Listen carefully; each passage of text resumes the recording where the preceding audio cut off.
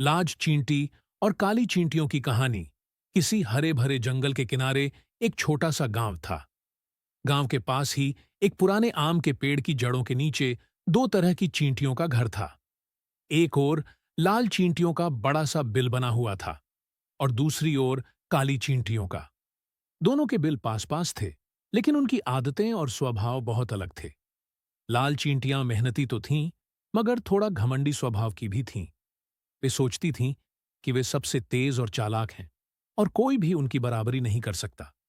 दूसरी ओर काली चींटियां शांत स्वभाव की थीं, धीरे धीरे काम करतीं, लेकिन एकजुट रहकर हर मुश्किल को आसान बना लेती थीं। लाल चींटियों का घमंड एक बार बरसात से पहले, जब जंगल के सारे जीव जंतु अपने अपने घरों में खाने का संग्रह करने में लगे थे, लाल चींटियों की रानी ने अपनी टोली से कहा, हम सबसे तेज और सबसे बलवान हैं। हमें दूसरों की तरह इतना समय बर्बाद करने की जरूरत नहीं। हम आखिरी समय तक भी खाना ढूंढ लेंगे तो कोई दिक्कत नहीं होगी। उनकी बात सुनकर सारी लाल चींटियां और भी घमंड से भर गईं। वे मजाक उड़ाते हुए बोलीं, देखो, ये काली चींटियां कैसी पागलों की तरह दिन रात काम कर रही हैं। बारिश आने में अभी समय है और ये पहले से ही बोझ ढो रही हैं। काली चींटियां चुपचाप अपना काम करती रहीं। वे जानती थीं कि जीवन में मेहनत और धैर्य ही सबसे बड़ा हथियार है। काली चींटियों का धैर्य। काली चींटियों ने छोटे छोटे दानों को इकट्ठा करना शुरू किया। वे हर रोज कतार बनाकर दूर से दाने ढोकर लातीं और अपने बिल में सलीके से जमा करतीं। वे धीरे काम करतीं, लेकिन उनके संग्रह की मात्रा लगातार बढ़ती गई। लाल चींटियां हंसते हुए कहतीं, इतनी छोटी छोटी चीजें जमा करने से क्या होगा? हम तो सीधे बड़े दाने उठाते हैं और जल्दी जल्दी खा लेते हैं।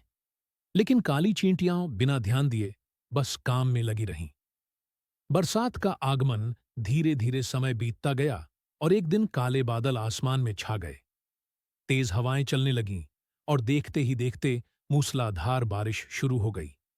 लाल चींटियों का बिल ऊंचाई पर था, इसलिए वहां पानी भरने का खतरा नहीं था, लेकिन उनके पास खाने का बहुत कम संग्रह था। वे सोच रही थीं कि बारिश थोड़ी रुक जाएगी तो वे बाहर जाकर दाना ले आएंगी। लेकिन बारिश लगातार कई दिनों तक होती रही। जमीन पूरी तरह भीग गई और खाने की तलाश में बाहर निकलना नामुमकिन हो गया। मुश्किल में लाल चींटियां अब लाल चींटियों को भूख सताने लगी। उनके पास रखा थोड़ा बहुत भोजन जल्द ही खत्म हो गया। भूख से कमजोर होती चींटियां अब पछताने लगीं। वे सोच रही थीं, काश हमने भी काली चींटियों की तरह पहले से मेहनत की होती। लेकिन अब पछताने से क्या फायदा? काली चींटियों का संग्रह। उधर काली चींटियों के पास ढेर सारा भोजन सुरक्षित रखा हुआ था। उनके बिल में अनुशासन था। हर चींटी को खाने की निश्चित मात्रा मिलती थी और सब आराम से बरसात के दिन गुजार रही थीं। काली चींटियां कह रही थीं, मेहनत और धैर्य का फल हमेशा मीठा होता है। हमें घमंड नहीं करना चाहिए, बस अपना काम करना चाहिए। लाल चींटियों की विनती। भूख से तड़पती लाल चींटियां अब काली चींटियों के पास पहुंची। उनकी रानी ने काली चींटियों की रानी से कहा, बहन, हमसे गलती हो गई। हमने मेहनत नहीं की और अब हमारे पास खाने को कुछ नहीं है। कृपया हमारी मदद करो, वरना हम सब मर जाएंगी। काली चींटियों की रानी ने अपनी टोली से कहा, याद रखो, दूसरों की गलतियों पर हंसने के बजाय उन्हें सही रास्ता दिखाना ही सच्ची भलाई है।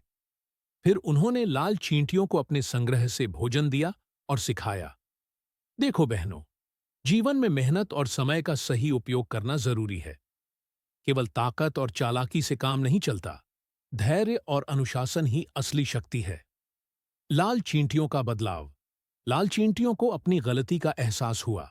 उन्होंने वादा किया, अब से हम कभी घमंड नहीं करेंगी और समय पर मेहनत करेंगी। हम भी तुमसे सीखकर अनुशासन में रहना सीखेंगी। बरसात खत्म होने के बाद लाल और काली चींटियां मिलकर जंगल में भोजन ढूंढने लगीं। अब वे आपस में मजाक उड़ाने के बजाय एक दूसरे की मदद करतीं। शिक्षा। इस कहानी से यही सीख मिलती है कि मेहनत और धैर्य से ही जीवन में सफलता मिलती है। घमंड और आलस हमेशा विनाश की ओर ले जाते हैं।